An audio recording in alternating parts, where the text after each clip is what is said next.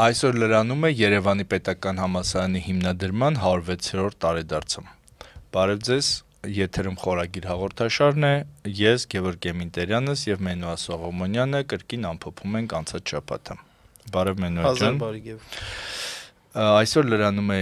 Երևանի պետական համալսարանի 106-ամյակը եւ մենք իբրև իսկական նախկիններ ու հատկապես նախկին համալսարանականներ, բայց համալսարանականներ ինձ թվում է, որ միշտ են լինում, այո, նախկին չեն լինում։ Մենք եւս նշում ենք այս օրը։ Իհարկե։ Ուրեմն Երևանի պետական համալսարանում այսօր երեկ ու այսօր ինչ որ միջոցառումներ են եղել, դրանց մասին դեռ կանդրադառնանք, բայց այստեղ մի այսպես շատ խորհրդանշական ու զավեշտալի բան կա, որ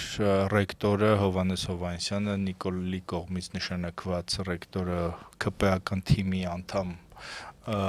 ռեկտորը, ուրեմն շնորհավորում է համալսարանի 106-ամյակը, ինչ որ բան, որ այո, Հայաստանի համար դժվարին օրերում հիմնադրվեց, դա ցույց է տալիս մեր ժողովրդի տոկունություն, ինչպեսի ինչ որ բլա բլա բլա, եւ բայց մենք աշխատում ենք, չգիտեմ, շրջանավարտներ ենք ստեղծում եւ այլն, բայց ես կարծում եմ, որ սա իրական շատ խորը անբարոյականություն է, որ ինքը այսպեսի բան է ունենում, շնորհավորական ուղերձ է հղում, որովհետեւ հիմա իր քաղաքական թիմը, որի անդամ է ինքը, որի падգամավոր էր փոխնախարար եւ այլն, եւ հիմա էլ շատ սինխրոն է Նիկոլ Փաշինյանի հետ, պատրաստում է այդ թիմը փակել Երևանի պետական համալսարանը, այդ ակադեմիական քաղաքը երբ կառուցեն, ԵՊՀ-ն լուծարելու են, տեղափոխելու են այնտեղ, ինչ որ մասնատելու են եւ այլն, ու ինքը այդ process-ում, որտեղ հիմա ընթանում է process, որի ավարտին Երևանի պետական համալսարան չի լինելու, ինքը ոչինչ չի ձեռնարկում այդ process-ի դեմ, վիժեցնում է համալսարանի մեջ եղած բոլոր հնարավոր շարժումները, բոլորին կաշառում է, մի մասին հանում է, մի մասին սպառնում է, չգիտեմ ինչ անում եւ այլն, այդ process-ները ամբողջը վիժեցնում է, սարքում է շատ լատենտ, ուրեմն նիկոլական կազմակերպություն Երևանի պետական համալսարանը ու դրա հետ մեկտեղ նաեւ շնորհավորական ուղերձ է հղում։ Ես կարծում եմ, որ սա իրականում այսպես շատ խորը անբարոյական մի հատ շերտ ունի իր մեջ, որ ինքը այնքան լպիրշ է, որ եւ այդ process-ն անում եւ ինքը մնալու է որպես վերջին ռեկտոր համալսարանի, եթե իհարկե հաջողվի դա, իրենք մնան իշխանության եւ այլն, բայց նաեւ ուրեմն չի ամաչում եւ այսպեսի ուրեմն ելույթ է ունենում, չխոսելով այդ հիմնական սպառնալիքի մասին։ Երկրորդը, եթե գանք բուն միջոցառումներին, համալսարանը թվում է թե առաջին հայացքից շատ ուրեմն դրական բան է կազմակերպել, ինչը վաղուց արդեն հասունացած բան էր, այդ շրջանավարտների ուրեմն ֆորումը, որ շրջանավարտները ուրեմն գան, օգնեն, չգիտեմ, կիսվեն, բան, դա իհարկե բոլոր համալսարանականները միշտ այսպես հոգով սրտով կապված են լինում համալսարանի հետ եւ առաջին իսկ կանչի դեպքում վազելով գալիս են օգնության, հիշում են իրենց ուսանողական տարիները եւ այլն, բայց այստեղ մենք տեսանք, որ այսինքն պատկերացնեմ, որ քաղաքականացված միջոցառում է դա, ինչ որ Հայաստանի Հանրապետության նախագահ Վահագն Խաչատուրյանն էր այնտեղ, ինչ որ այսպես սորոսական դեմքերի տեսանք, իր գործընկեր Արևիկ Անապյոսյանն էր օրինակ այնտեղ, որի հետ իրենք ընդհանուր ՀԿ ունեն եւ փող էին ուտում, Հովիկ Հովհաննիսյանի մասին է խոսքը, ուրեմն այդտեղ Աննա Վարդապետյանը դատախազ, որը այսպես փրկում է Հովիկին, Նիկոլ Փաշինյանի օգնական եւ ուրեմն դահլիճը, որը պետք է ուրեմն շրջանավարտների համար նախատեսված լիներ, ուրեմն ուսանողներ էին նստած, ու դահլիճը ընդհանուր լցրել էին ուսանողները, որոնք էլ այսպես մի որոշ ժամանակ հետո թողը գնացել են, եւ ուրեմն ստացվեց հակառակ մի բան, որը իրական խայտառակություն է, այնինչ եթե իրենք հանեին ցուցակները եւ մարդկանց հրավիրատոմսեր ուղարկեին եւ իրոք նորմալ միջոցառում կազմակերպեին, ես վստահ եմ, որ բոլոր շրջանավարտներն էլ, ով որ հրավիրատոմս ստանար, երևի բացի ինձնից բոլորն է կգնային, ես չէի գնա, որտեվ եթե Հովիկին որտեվ չէին հրավիրի, չէին էլ հրավիրի։ Շատ իսկապես այսքան ցածր չի եղել Երևանի պետական համալսարանի ռենոմեն։ Այս աստիճան չի եղել։ Ինչ սպասենք մի մարդուց, որը որ իր համար, այսինքն որի համար համալսարանի կանոնադրություն են փոխում։ Մայրբուհի կանոնադրություն են փոխում, որտեղ դոկտոր պրոֆեսորի պահանջը հանում են, այսինքն միայն գիտական աստիճանի կոչումի պահանջ են թողնում ռեկտոր դառնալու համար։ Եվ որպեսզի ինքը գա եւ դառնա ռեկտոր, եւ այդ գործընթացը ես ուզում եմ հիշեցնել, որ մենք վիճարկեցինք դատարանում, բայց գիտենք մեր այսօրվա արդարադատության վիճակը եւ այդպես մնաց անպատասխան մեր վիճարկած վիճակը։ Ես երբեք այն ամենավատ երազում չէի պատկերացնի, որ օրինակ Արցախի հայաթափման օրերին Երևանի պետական համալսարանի գիտխորհուրդը ինչ որ մի հատ ձայն չի էլի հանի, ինչ որ մի բան չի ասի կամ այն ամենը ինչ որ տեղի է ունենում, ոչ մի ձևով արձագանք չի տրվի։ Դեպ ասեմ, որ հատուկ կանոնադրությունից հանել են գիտխորհրդի իրավասությունների շարքից, որ անում է հայտարարություններ, այնտեղ նաև նախկինում կար քաղաքական իրավիճակի վերաբերյալ, հա, հասարակական, մշակութային եւ այլն, այդ ամեն ինչը թողած է, քաղաքականը բանարած է, հանած է, այսինքն ինչ-որ զարգացում, որ տեղի է ունենում քաղաքական, դրա վերաբերյալ համալսարանի գիտական խորհուրդը այդպես բան չի ասի, բայց մյուս կողմից այո, բերում են եւ նիստերի մեծ դահլիճի բեմում շրջանավարտների ֆորումի անվան տակ նստացնում են քաղաքական դեմքերի, քաղաքական պատասխանատուների, Հայաստանի կապիտուլյացիայի հարցում քաղաքական պատասխանատվություն կրող սուբյեկտների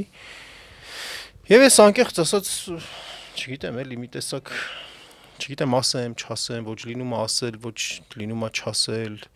այն մեր գոլեգաներ ունենք էլի, որ այդպես նստում են այդտեղ, այդպես ծափահարում են, ողջունում են, ինչ են անում էլի, շատ ծանր բան է, բայց նաեւ ես կցանկանայի մի իրադարձության մասին էլ նշել, քանդման process-ը, ինչպես որ նշեցիր, Գևորգ ջան, քանդման process-ը շարունակվում է Երևանի պետական համալսարանում այն իմաստով, որ մոտ 1 ամիս առաջ սրանից ես էլ եմ իմիջիալոզ նոր իմացել։ Ես նոր եմ իմացել այդ մասին ու բազմաթիվ դասախոսների եմ ճանապարհին բան ում տեսնում եմ, հարցնում եմ, իրենք էլ տեղյակ չեն։ Այդ ինչա տեղի ունեցել։ Տեղի ունեցել հետեւյալը ապրիլի 14-ին Երևան պետական համալսարանի գիտական խորհուրդը ընդունել է նոր կարգ դասախոսների պաշտոնի տեղակալման կարգը, այսինքն դասախոսների մրցութային ընտրության կարգը է ընդունել, որտեղ բոլորի, պրոֆեսորների եւ դոցենտների համար, գիտենք որ համալսարանում կա պրոֆեսորի պաշտոն, դոցենտի պաշտոն, ասիստենտի եւ դասախոսի, պրոֆեսորների եւ դոցենտի համար, բոլորի համար, բոլոր թևերի համար, բնագիտական, մաթեմատիկա, հումանիտար հասարակագիտական չափանիշ է կարևոր, պարտադիր, որ միջազգային գիտատեղեկատվական շտեմարաններում ունենան տպագրված հոդվածներ, պրոֆեսորի պարագայում 3 հոդված, դոցենտի պարագայում 2 հոդված։ Հիմա այս թեմային մենք միաժամանակ ոչ կոնկրետ համալսարանի հետ կապված, այլ առհասարակ կառավարության կողմից ընդունված որոշումը, որ վերաբերում էր գիտաշխատողներին, այս նույն բանը որ կար, անդրադարձել ենք ու ասել ենք, որ այստեղ պետք է տարբերակված մոտեցում նախ եւ առաջ լիներ։ Օրինակ, որ հայագիտությունը այսպիսի որոշում ընդունելու արդյունքում հայագիտությունը տուժում է, որովհետև այն մարդիկ, ովքեր որ հայագիտության սպეციფიկ ասպեկտներով են զբաղվում, օրինակ հայ գրականության մեջ, հայ գրողների վերաբերյալ հետազոտություն, երբ որ անում են եւ հոդված են գրում, միջազգային գիտատեղեկատվական շտեմարանները դրանք հանդեսներ այդ շտեմարաններում ընդգրկված, դրանք չեն տպում պարզապես, դա նրանց հետաքրքիր չէ։ Չգիտեմ, օրինակ Վահան Տերյանի քնարերգությունը, ասենք, հա, դրան ավելացրած նաև օրինակ հայ բարբառները մենք այդ հաղորդման մեջ խոսել ենք եւ դրան գումարած նաև գիտենք որ արդեն օրինակ Արցախի վերաբերյալ հոդվածներ ռուսական ամսագրերը չեն տպագրում, ասում են որ քաղաքական բան կա, դա այլևս չի կարելի տպագրել որպես հայկական։ Ես վստահ եմ որ բրիտանական ամսագրերն էլ չեն տպագրի եւ չգիտեմ, կարող է ինչ-որ ասենք հունական ամսագրում կարողանաս տպել, բայց այդտեղ քաղաքականությունը էլի շատ կարեւոր բան է գիտության մեջ, այն էլ հումանիտար գիտության մեջ կա այդ քաղաքական շերտը, որից հնարավոր չի խուսափել։ Հիմա ստացվում է, որ ուրեմն հայագիտությունը ոչ միայն հայագիտությունն է մնում անտեր, այլ նաև հայոց պետականությունն է մնում անտեր, որտեղ ինքը դու ոչ միայն կարող ես ուրեմն գրել, չգիտեմ, Վահան Տերյանի տաղաչափության մասին ուղարկես ինչ որտեղ, որ ասեն սա մեզ հետաքրքիր չի, ու դու չես էլ կարող դա թարգմանես, դա հնարավոր չի տպագրել, որտեղ դու չես կարող, ասենք ես չեմ կարող։ Դա հայերեն պետք է լինի։ Հա, բանի Քողաղոտի օրինակները, ասենք, բանում Տերյանի պոեզիայում մի հատ է թարգմանեմ, մի հատ է չգիտեմ ինչ անեմ, հա, դա ոնց թարգմանեմ։ Եվ երկրորդ այդ քաղաքականն է, որ իրականում ոնց է ձևավորվում ազգի դեմքը։ Իրական ձևավորվում է հումանիտար առարկաների միջոցով, այդ առարկաներն են, որ որոշում են, թե ինչ դաստիարակություն, ինչ դեմք պիտի ունենանք, ինչն է մեզ համար կարևոր, այդ արժեքները եւ այլն, որոնք պրոյեկտվում են արդեն պատմության, ինչ որ դրվագների վրա, վերլուծությունների վրա, գրականության վրա եւ այլն, բայց այդ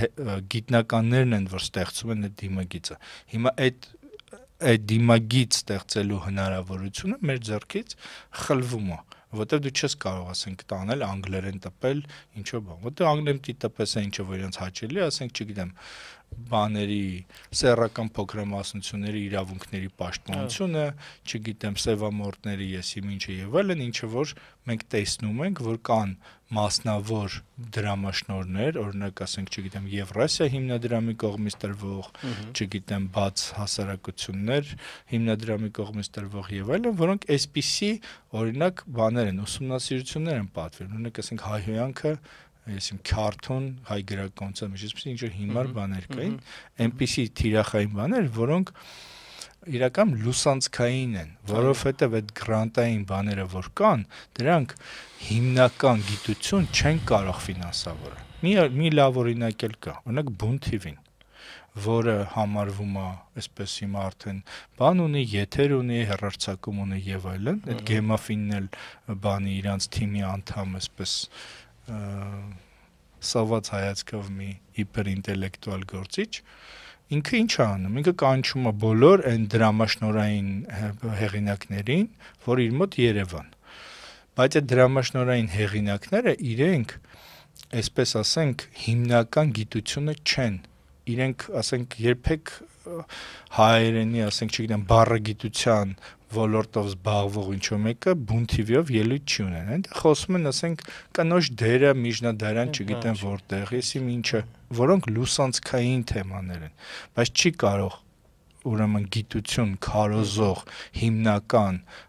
լրատվամիջոցը մեդիան հիմնվի միայն լուսանցքում եղած, ասենք լուսանցքային ինչ-որ դրամաշնորհներ ստացող բաները։ Ու իրական այս ամբողջ, չգիտեմ, ազգագրագետների, ես իմ չգիտեմ ինչերի ու Հովիկի այդ թվում, ասենք Հովիկի ուսումնասիրությունը, որ ասենք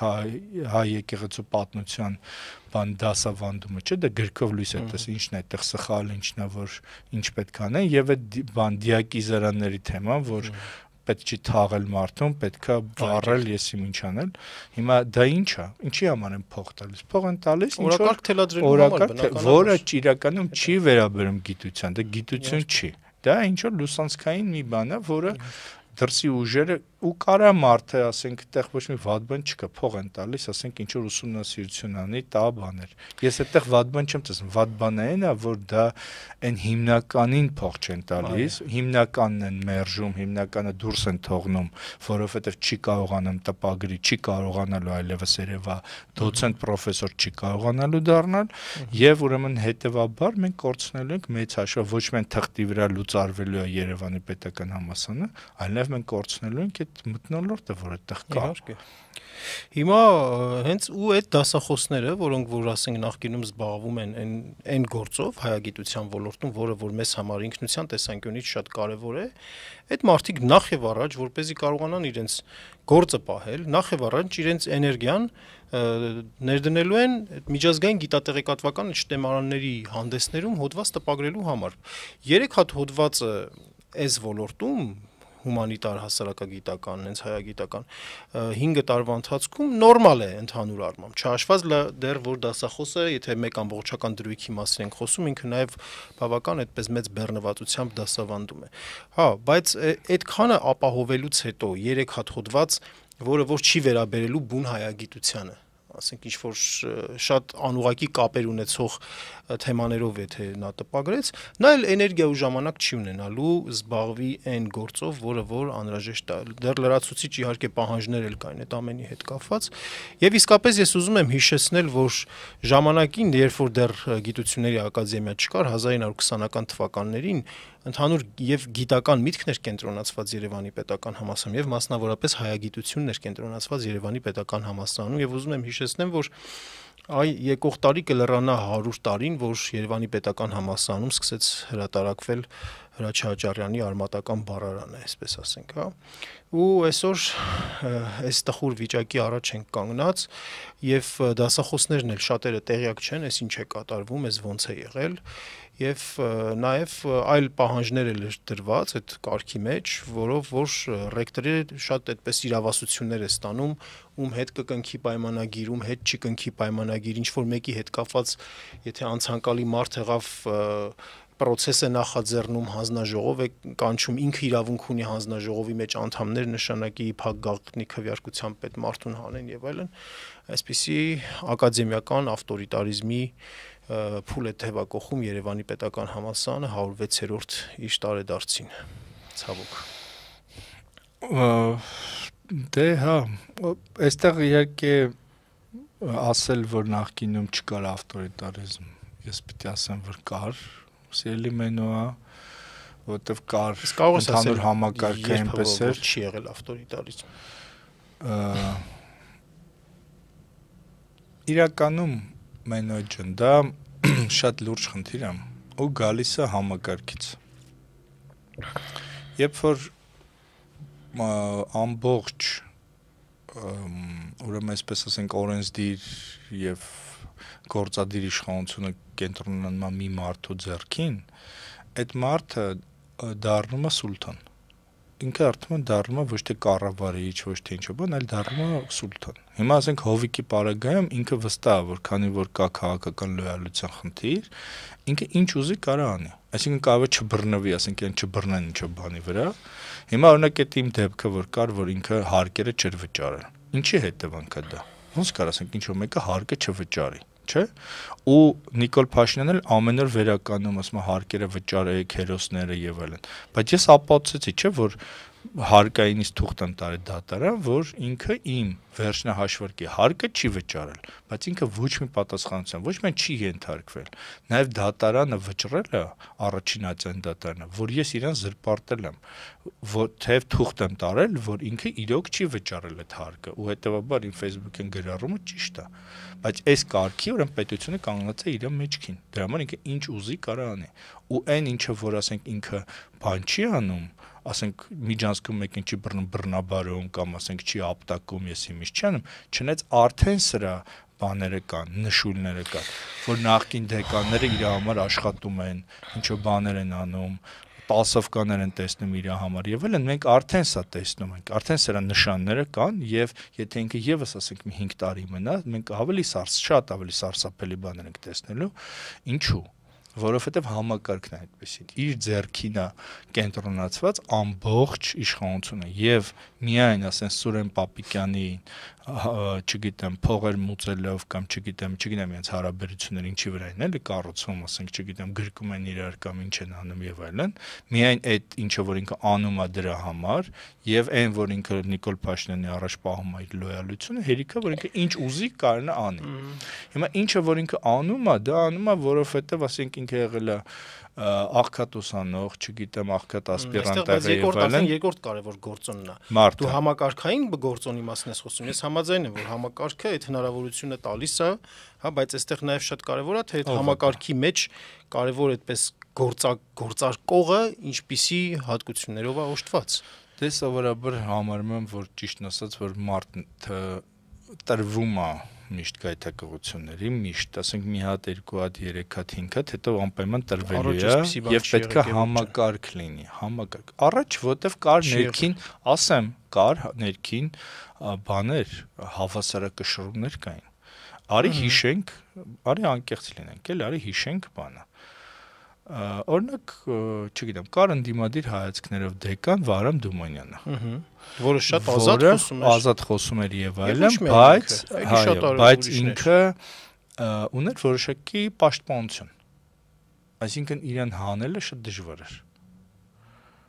Օրինակ ասենք անկեղծ ես ասեմ, Ղազինյանին հանելը շատ դժվար էր։ Կամ անհնարին էր։ Նույն Դումանյանի հանելու հետ կապված, ես անկեղծ ասեմ էլի այդպես, եթե չլիներ ձեն չէի հանի պարզապես։ Ցանկություն անգամ ես այդպես չեմ տեսել։ Այդպեսի մտադրություն չեմ տեսել։ Դե օրինակ պահկար, որ Ղևո Ղազինյանը նոր նշանակվում էր դեկան այդ 90-ականներին, իր ընկերը Ջահանգիրյան Գագիկն էր, որը ավելի կշիռ ուներ Հայաստանի Հանրապետությունում, քան ասենք Ռադիկ Մարտիրոսյանը։ Եվ հետեւաբար չէր կարող Ռադիկ Մարտիրոսյանը դեկանին хаնել։ Հիմա չկա այդպիսի մարդ։ Այսինքն, բայց ներքին նաև բաների մասին էլ պետք է էլի խոսենք, Գևորգ ջան, արտաքին այդ մակաշռող գործոնները ես համաձայն եմ, բայց ներսում էլ ինչ որ խաղի կանոններ կային, որոնք աշխատում էին եւ ներսի համակարգը, ներսի եղած բարոյականությունը, ներսի եղած բարքերն էլ էին առաջ ուրիշ ծավի, որ չէր կարող էլի, այսպես ասենք, չգիտեմ, շատ լավ էր քննադատում էին։ Մի sense օրինակ բերեմ։ Միշտ ասենք դեկանի ընտրությանը գալիս են երկու հոգի տեխնացուն են դնում ֆակուլտետի ներսից։ Մեկը դառնում է դեկան, մյուսը չի դառնում դեկան, մեկի թիմը ավելի ուժեղ է լինում, մեկը, չգիտեմ, ավելի շատ կողմնակից է եւ անպայման այդ մեկը, որ դառնում է դեկան, ուտում է այն մյուսին։ Այսինքն եթե մենք նայենք, ասենք 90 թվականից հետո ինչ հակառակ խմբավորումներ են ֆակուլտետներում մասնակցել ընտրություններին, մենք կտեսնենք, որ 90%-ով մի խմբավորումը մյուսին ի վերջո հոշոտել է, հանել է, հետապնդել են, հետո չեն թողացել, որ դոկտորական պաշտպան են, ես աճեն, ես իմիջան են եւ այլն եւ հանել է խաղից։ Դա որովհետեւ համակարգը այդպեսին է, որ ամբողջ իշխանությունը կենտրոնացած է դեկանի ձեռքին։ Դեկանի հետ լավ ես, ուրեմն ամեն գործը հետ լավ են։ Եթե դեկանի հետ վատ ես, ուրեմն դու այդտեղ շանս չունես։ Հիմա այդ եմ ասում, որ եթե օրինակ պարտված տեխնացուն դառնա ոչ թե դեկան, այլ ասենք գիտխորհրդի, ասենք աստիճանաշնորհող հանձնաժողովի նախագահ կամ եսիմ ուրիշ ինչ որ դիրք ունենա, որով ինքը շարունակի վերահսկել այն մարդուն, ով որ այդ պահին դարձել է դեկան, եւ հետո սոցիալական բաժանումն էլ շատ չլինի։ Օրինակ ասենք դեկանը ստանում է, ասենք, չգիտեմ, 2 միլիոն դրամ կամ այդ արտաբյուջեով, մարտաբյուջեով եսի ինչով եւ այլն, դասախոսը ստանում է 200,000 դրամ։ Այսինքն եթե ինքը իր դեկանի դիրքը կորցնում է, դառնում է դասախոս, ինքը կորցնում է կյանքը։ Դրա համար իրենք կյանքի մահվան կռիվ են տալիս այդ տեղի համար։ Անկեղծ խոսանք էլի մենոջ ջան։ Ես համոզամ ստանում եմ, ասենք սկզբում 200,000 դրամ, հետո 300 եւ ճիշտ ասած թքած ունեի, թե ես կկորցնեմ այդ գործը, թե չեմ կորցնի եւ այլն, չէ՞։ Բայց եթե դու ունենում ես այնպիսի գումար, որը, չէ, հոգեբանորեն, եսի ինչ եւ այլն, դա ուրիշ բան է։ Հա, բայց իրականում եթե դու ունենում ես, ասենք, մեծ, ասենք, դասախոսի եւ դեկանի իրական փողերը տարբերվում են, ասենք, 10 անգամ կամ 50 անգամ կամ 100 անգամ, այդ մարդու համար կենսական նշանակություն է այդ դիրքը պահելը։ Ու սովորաբար դեկան դառնում են այն մարդիկ, ովքեր թույլ են գիտության մեջ։ Այսինքն այն միջակներն են դառնում, գորշերն են դառնում, ես ինչ են, որտեղ իրենք ակտիվ են, իրենք նախաձեռնող են, այն մարդը գնում տանը, այո, գնում են տունը գիտությամբ են զբաղվում, իրենք չեն գալիս ինչ որ բաներ իրանց կողմը քաշում, ինչ որ խարդավանքներ կազմակերպում եւ այլն ու գալ ընդհանրապես իշխանության էլ համասանի պարագայում արի սովորաբար իշխանության են ձգտում այն մարդիկ, ովքեր ունեն խնդիրներ։ Սովորաբար գուցե բացի քեզ գուցե սովորաբար չէ, մարդիկ, որոնք սիրված չեն, մարդիկ, որոնք փող չունեն, որոնց ինչ որ բաներ չի ստացվում կյանքում եւ այլն, ինչ որ ընդհանուր ցանկ հոգեբանական բան, ինչա ոստիկան դառնում մարդը։ Սա այդպես շատ հայտնի բաներ է։ Հիմա իմ ասածն է, որ մեզ պետքա համակարգի խնդիր լուծել իրականում։ Ասես խորքային խնդիրը համակարգի խնդիրն է։ Ոնց անել, այո, ոնց անել հավասարակշռումները։ Իհարկե շատ կարևոր է բարոյական առաջնորդը։ շատ կարևոր է, որտեղ առաջնորդը, որը խոսում է ինչ-որ բանի մասին, բայց ինքը անում է ճիշտ հակառակը, օրինակ ասենք Հովհաննես Հովհաննիսյանը խոսում է, որ ապա քաղաքական է համալսարանը, բայց ապա քաղաքական է, խոսում է գիտական բարեխղճության մասին, այն դեպքում, երբ որ ինքը ունի գրագողության հետ շատ լուրջ խնդիր, ու դա համալսարանի հեղինակության վրա ամենամեծ բծերից մեկն է։ Ինքը ավելի լավ է համալսարանի շենքերից մեկը մասնավորեցներ ու իր համար, չգիտեմ, ասաբնյակ սարքեր այդտեղ, քան թե որ իր գիտական աշխատանքը բանա ոչ պարկեշտ գիտական, այսպես բարեխղճության բաներին է որ չի համապատասխան բարեխղճության կանոններին ու դա ինքն էլ է ընդունում, որտեղ ինքն է արտագրող եղել, էլի, ինքը գիտի դա։ Հիմա իսկ սա այնպիսի բիծ է թողելու համալսարանի վրա, դա անպայման բացվելու է, անպայման հրապարակվելու է, անպայման ինչ անելու եւ այլն, ու դա այնպիսի բիծ է թողելու, որ համալսարանը ունեցել է այսպիսի ռեկտոր, որը դե համալսարանին պետք է, այսպիսի բաներ են պետք, այդ ամեն ինչը պատահական չի լինում, ինչպես որ երևի թե մեր ժողովրդին Նիկոլ Փաշինյանն էր պետք, այնպես էլ համալսարանին ինքն էր պետք։ Այս ամեն ինչը պատահական չի, ինչ ասեմ, հարվածներ են պետք, իհարկե, հարվածները երբեմն պետք են, որպեսզի կարողանանք ինչ-որ բաներ։ Այստեղ ընդհանրապես մեր ապագայի հարցն է, այնուհետև ես գիտեմ, որ դու ինձ հետ ես հարցում համախոհ ես, դրա համար մի քիչ բանավեճի բան էլ չկա, էլ այստեղ, որ իրականում չի կարող լինել Հայաստան առանց հայկական համալսարանը։ Իհարկե։ Ու դա է պատճառը, որ օրինակ ասենք տարբեր միջավայրերում գտնվող տարբեր գործիչներ գրեթե միաժամանակ հասկացել են սա։ Օրինակ Թումանյանը փորձել է Թիֆլիսում նախաձեռնի հայկական համալսարանը, Վահան փորձել է Լազարյան ճեմարանը, Ներսիսյան դպրոցը ժամանակին ասենք որ հիմնվեց, ասենք այդ դպրոցի շրջանավարտներն էլ չէի վերջո նրանց այդ Հայաստանի առաջին հանրապետություն կերտողների մի մասը Ներսիսյան դպրոցի շրջանավարտներ են, այո։ 3 հիմնական դպրոցներ կային, Ներսյաններ, Գևորգյան ճեմարաններ, որը ավելի շատ հոգևոր գործիչներ էր տալիս, բայց էլի բաներ եւ ուրեմն Մոսկվայի Լազարյան ճեմարաններ, որը ըստ էության աշխարհաբարի հիմքը դարձավ այդ ուսանողությունը, էլի հայկական պոեզիայի, քաղաքականության, այդ բոլոր, ասենք, Միասնիկյան բան, այդ թևն էլ Լազարյան ճեմարանի բաներ էին, էլի։ Եվ ես ուզում եմ նաև հիշեցնել, որ համալսարանը բացվեց մի ժամանակաշրջանում,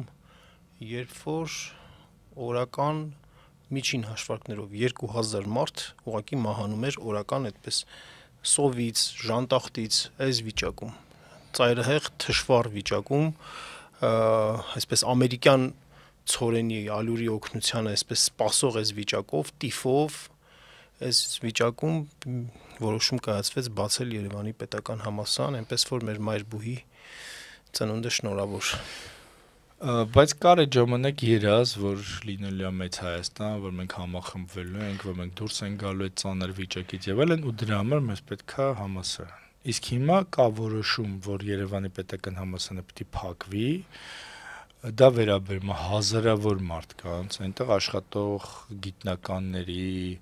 չգիտեմ, դոկտորներ են, պրոֆեսորներ են, ակադեմիկոսներ են, իրանք շատ հարուստ մարդիկ են, շատ մեծ շրջապատ ունեցող, շատ չգիտեմ ինչ եւ այլն, բայց իրենք իրենց այսօրվա շահը, որ իրանք շարունակեն աշխատավարձ ստանալ, իրանք շարունակեն, չգիտեմ, բան ստանալ, ղեկավարել, ինչ որ գիտական կառույցներ եւ այլն, դա ուրեմն չկորցնելու համար, Նիկոլ Փաշինյանի հետ չթարսվելու համար եւ այլն, հավատարմորեն ծառայում են Հովիկին, որ ուրեմն այդ բարիկներից օգտվեն, թեև գիտեն, որ այդ ինչը որ իրանք ստեղծել են եւ այլն, դե մտածում են հետո ասենք մի բան կլինի, այս ձևի, ավելի շատ Գևորգ ջան, անկեղծ ասած ես մտածում եմ, որ այդ մարդկանց մի զգալի մասը ոչ թե զուտ այտենց հանրային շահը կամ համասանի շահը ստորադասում է դիտմամբ իր շահին անձնական, այլ պարզապես մարդիկ այնքան սովոր չեն պատասխանատվություն վերցնելու, որ իրենց փոխարեն էլի հարցերը կլուծեն, դե մի բան կլինի, մեզնից կախված չի, այս վիճակով են ավելի շատ այսպիսի հոգեբանությամբ որ ուրեմն Արամ Սիմոնյանի 1000 տարվա ընկերը, ուրեմն Գեգամ Գևորգյանը, որ դարձավ ռեկտորի ԺՊ, ուրեմն դավաճանեց Արամ Սիմոնյանին, դարձավ ռեկտորի ԺՊ, ինքը ակադեմիկոս է, միլիարդատեր, էվոկաբանկի սեփականատեր, հյուր սերվիսի չգիտեմ ինչ եւ այլն սեփական միլիարդատեր մարդ է եւ ունի գիտական ամենաբարձր աստիճան, ունի հազարավոր ասպիրանտներ, չգիտեմ, տարբեր մարդիկ ասում են ինքը տաղանդավոր մաթեմատիկոս է եւ այլն,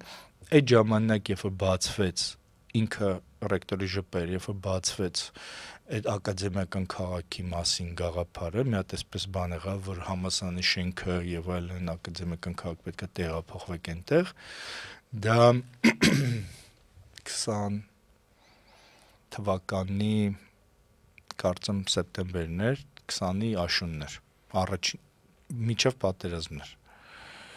Ինքը ասեց, որ ես ռեկտոր եմ, դրա համար չեմ կարող ասել, բայց հենց որ ես ռեկտոր չլինեմ, ես դրան կանդրադառնամ։ Իր սենյակում տված հարցազրույց էր ու ես էլ իր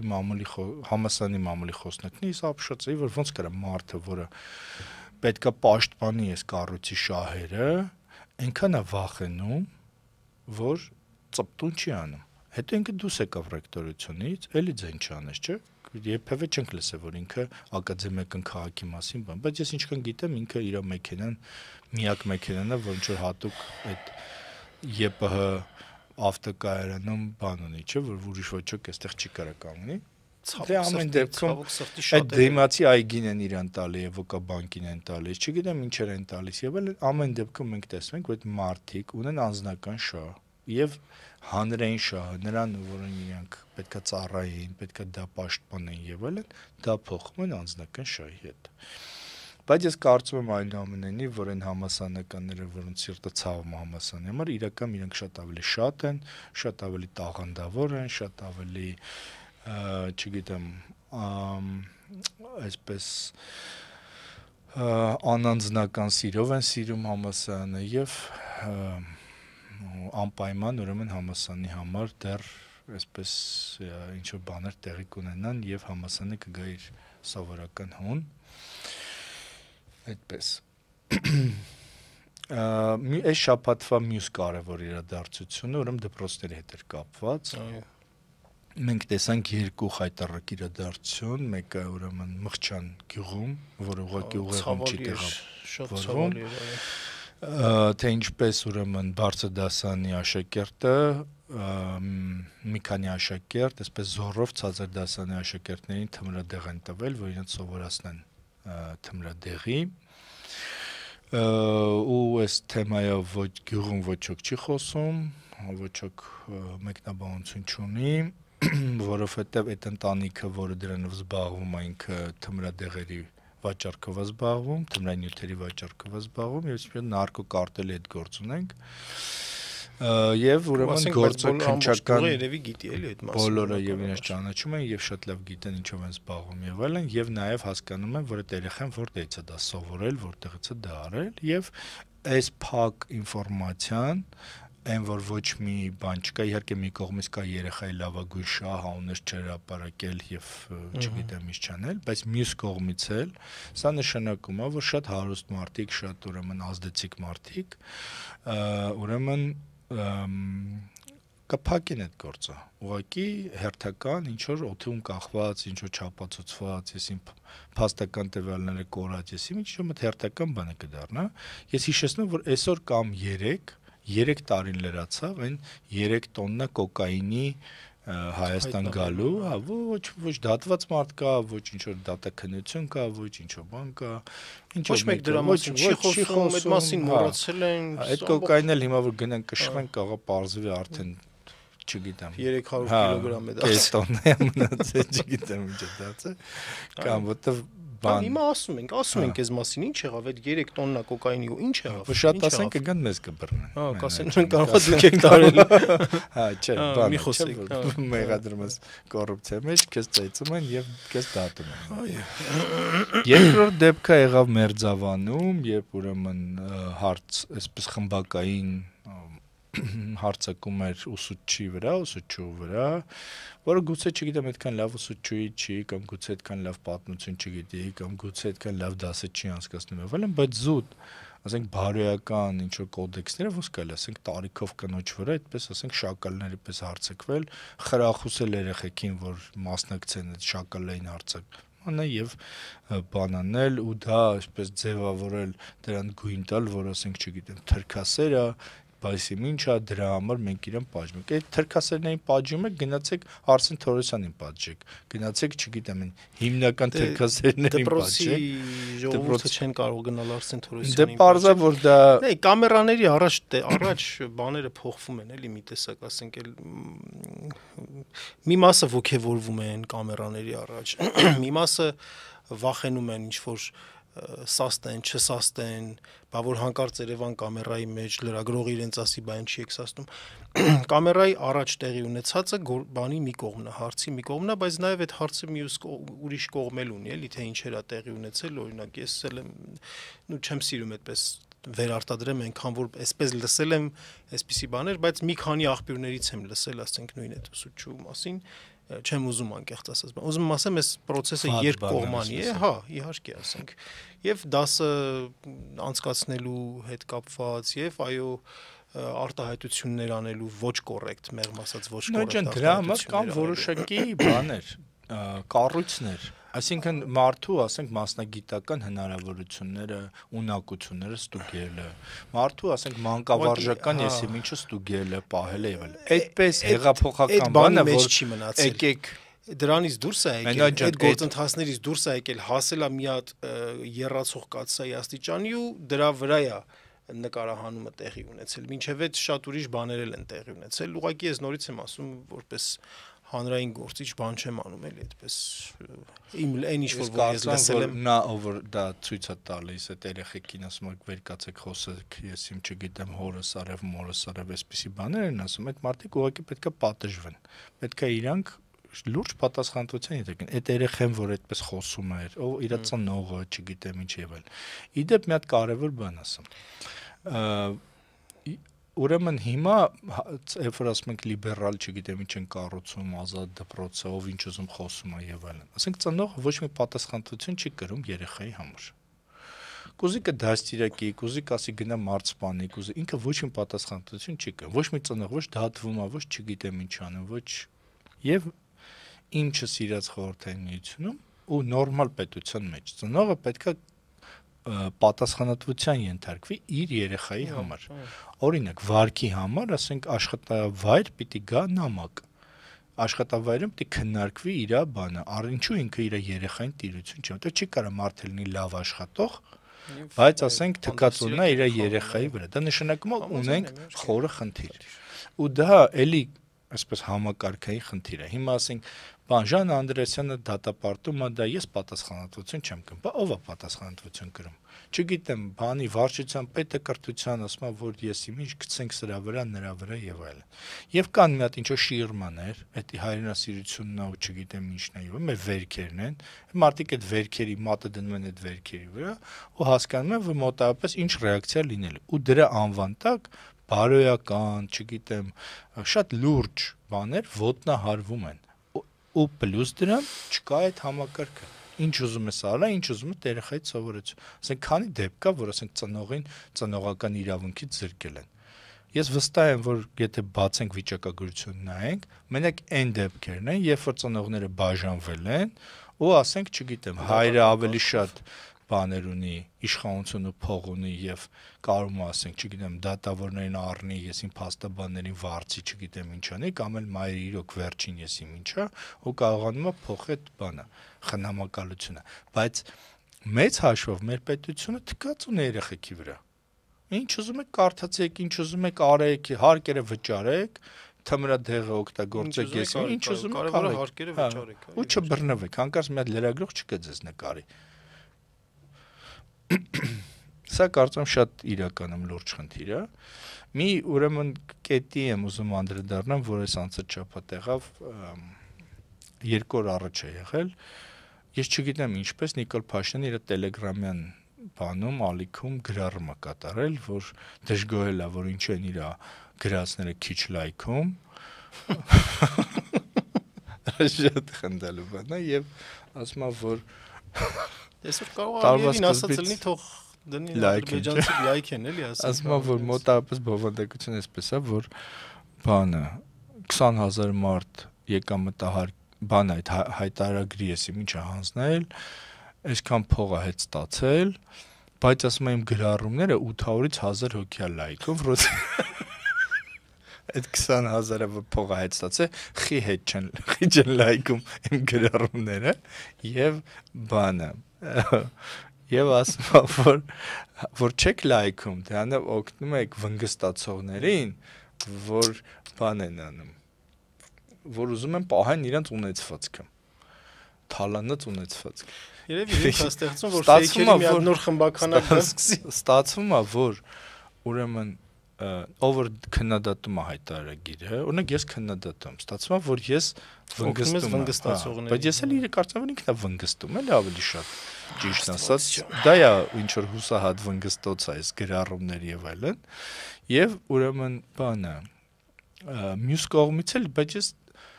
բնական է, որ մարդը ինչ ուզում է, ինչ ունի, ուզում է պահպանի դա, պաշտպանի, դա մարդու սրբազան իրավունքն է, ես ինչ որ ունեմ, փորձեմ դա պաշտպանեմ։ Հիմա ասենք ասել, որ ուրեմն ես չպիտի, իսկ ինքը իր ունեցածը չի պաշտպանում, իր աթոռը, իր չգիտեմ, հա իր երեխեքին բանի կա չի պաշտպանում, բայց ինչը որ իր իշխանությունն է եւ իր, չգիտեմ, խմելու իրավունքն է եւ այլն, դա ինքը լրջորեն ու ոչ միայն ինքն է պաշտպանում, այլև ողջ ԱԱԾ-ն, պաշտպանության, չգիտեմ, նախարարությունը եւ այլն։ Հիմա ուզում ասեմ, պարոն Փաշինյան, ես կարծեմ, որ դուք եք վնգստում, ես կապ չունեմ էլի դրա հետ, մենք ուղղակի քննադատում ենք ձեր պահվածքը ու կարծում ենք, որ Հայաստանի ղեկավարը, մեր ղեկավարը իրավունք չունի նման բառապաշար օգտագործելու։ Այսել արդեն լուրջ էլի, որ այդ եթե դուք Դե իհարկե սա խայտարակություն այն ինչի մասին որ խոսում ենք, հասարակության մեջ ինչ բարքեր են տեսնում, արտացոլանքն է, էլի, դե նայում են տեսնում են երկրի ղեկավարը ինչ բառամթերք է օգտագործում, ինչերի մասին է խոսում, կառավարության նիստերի ժամանակ ոնց է խոսում, ազգային ժողովում ինչ է ոնց է խոսում, ուրեմն ասում են նորմալ է, որ պետք է այսպես լինի։ Եվ այս ֆոնին ուրեմն պետք է հիշել Արսեն Թորոսյանին, որը որոշել է երևի գողական դառնա կամ բանանի, արդեն եւ մտածում եմ, որ հայտնվել են բանտում, այնտեղ ինչ կյանք է իրենց սպասում եւ այլն, ու ազգային ժողովի ամբոնից, այսպես ասած, խոսությամբ է քֆուր ֆռացրեց, որ ով որ իրենց թուրքը ասում, որպես հայհոյանք, այո։ Դուք գալը թուրքացել են լավ իմաստով ծաղրանկարը ամենալավ իմաստով թուրք, այո, շատ լավ իմաստով իհարկե, լավ իմաստով թուրք, այո, դե հիմա էլ ենք ասում, այո, թուրք, լավ իմաստով թուրք ես Արսեն Թորոսյան։ Չէ, բայց այդ սպառնալիքները, սրա եսի ինչը, նրա եսի ինչը։ Ախր բայց ինքը вообще ձեն ծպտուն չէր անում, է։ Ինքը թաքուն նկարում էր ոստիկանական մեքենաներ, ասում են իրան անդադ ինչ իր Facebook-յան գրառումները միջև իշխանություն դառնել է, վերաբերության մասին հաղորդումներ գայիշնիկները իրան բռնեցին, ինչի բռնեցին, ինքը կպայքարի, կգնա դատարան, չգիտեմ ինչը որ անում էր, դա վիդեո էր անում, չգիտեմ նկարում էր, ինչ անարդար է, ոստիկանները իրեն ճնշում են, ես իմ չեմ եւ այլն, ու այդպես որ ասենք գնանք խոսանք, չգիտեմ ինչ անենք, սենց սրա նենց նրա ես իմ ինչը Պիսի բան բացառվում է, որ ենք ասել։ Այսինքն իրական միան գտնվում է մատ ինչ որ բան, նախ մի կողմից իրենք ցույց են տալիս իրական դեմքը, որտեղ փող եւ իշխանություն ունեցող մարդը միշտ ցույց է տալիս ինքը իրական ով է։ Էլ կեղծիքը իմաստ չունի, էլի, եւ երկրորդը ուրեմն նաեւ իրենց ընդհանուր միջավայրն է, որ եթե մի մարդու առաջնորդը ղեկավարը Նիկոլ Փաշինյանը, չնայած ինքը вообще-то մեր ղեկավարն ուրեմն վիճակը պիտի լինի այդպիսի դեգրադացիա։ Մենք ամեն դեպքում գտնվում ենք խորը դեգրադացիայի մեջ, հա։ Չգիտեմ դեգրադացիան կարելի ասել ազատ անկմամբ չափվող։ Չէ՞ այդպիսի վիճակում են գտնվում։ Ամենայն դեպս անչափելի խորն ենք։ Այո։ Բայց այո, կլինեն լավ բաներ, չգիտենք երբ, չգիտենք ինչ, բայց այո, լույսը կծակի հայոց աշխարհում։ Սիրելի հետևորդներ, շնորհակալություն, որ հետևում եք մեզ։ Հիշեցնեմ, որ դուք դիտում եք Խորագիր հաղորդաշարը, մենք ամփոփում ենք անցած շաբաթը։ Կհանդիպենք, ստեսություն։ Հաջողություն։